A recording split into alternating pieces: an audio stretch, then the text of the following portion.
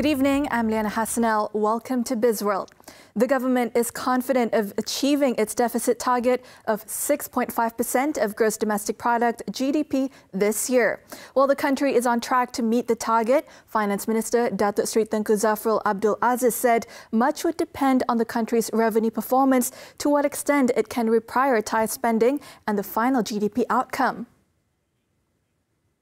Right. So on the expenditure front, we rationalized our expenditures in 2021 to accommodate the increase in the COVID-19 fund to 39 billion ringgit. This is to finance the additional assistance and stimulus packages. So in total, the overall deficit for this year is expected to be 98.8 billion ringgit, up from the original budgeted amount of 84.8 billion ringgit.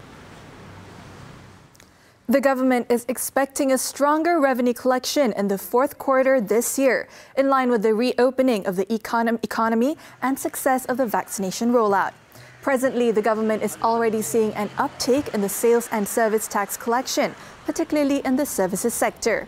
However, the government is projecting weaker numbers for the third quarter GDP results to be announced this Friday, given the various containment measures during that period.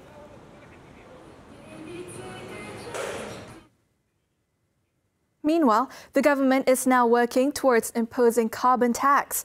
This in line with its initiative to widen revenue base and reduce the reliance on direct taxes.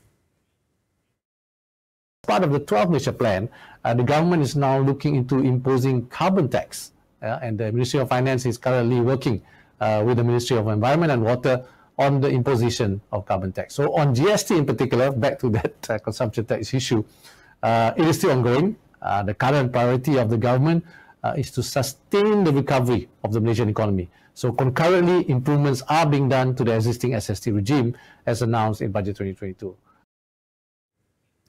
On the proposed prosperity tax to be implemented next year, he assured that it would be charged on a one-off basis as the country is facing an extraordinary time, and the new tax would be implemented in that spirit.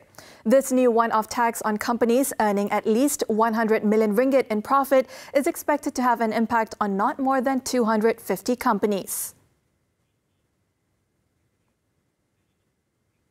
The cost-benefit analysis for the Comprehensive and Progressive Agreement for Trans-Pacific Partnership, or CPTPP, will be finalized by next month.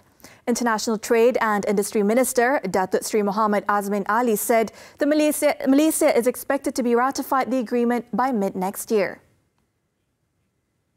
Kita telah melaksanakan CBA, Cost Benefit Analysis, sekali lagi pada tahun ini, memandangkan negara dan global menghadapi pandemik, maka kita harus melihat semula kesan daripada FTA yang telah kita tandatangani, dan CBA ini akan disempurnakan pada hujung tahun ini, dan apabila ianya dikemukakan, kita akan dapat mandat baru daripada Jemaah Menteri sebelum proses dalaman diteruskan.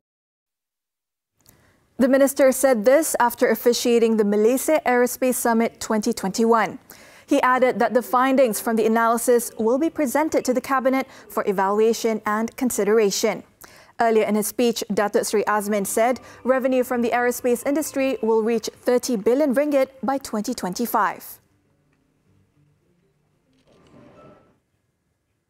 Malaysia's manufacturing sales grew 11.6% in September to 135.3 billion ringgit as compared to the same month in 2020.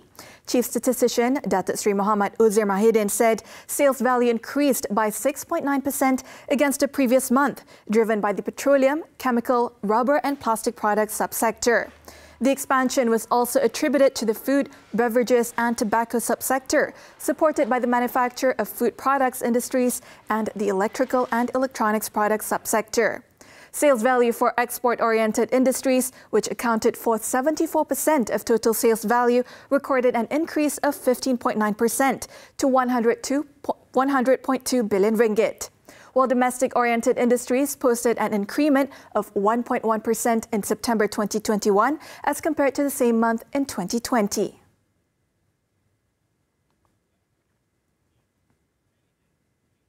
And that's all the time we have for Bizworld. I'm Liyana Hassanel. Thank you for watching and keep tuning in to TV3.